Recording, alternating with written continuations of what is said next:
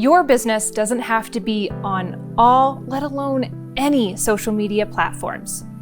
There, I said it, and that felt good. But it's good practice to engage with your audience, and that is where social media is helpful. It's a great way to get fast, honest feedback on all sorts of topics surrounding your business. From celebrating a win to testing out new product ideas, social media can provide a level of transparency into your business. Okay, so which one should I be on anyway? Short answer, it depends. A good way to determine which ones are best is to figure out where your audience is now. You can do this by asking them directly, looking at demographic reports, or both. Oh, and don't overthink it. If you just don't get a certain platform, don't use it.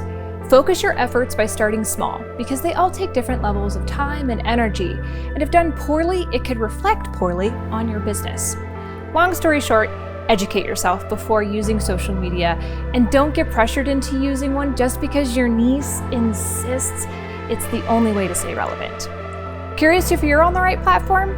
Check out the description for more information and helpful links. Or you can always reach out. I'm here to help. I'm Sarah from Third Angle with your Marketing Minute.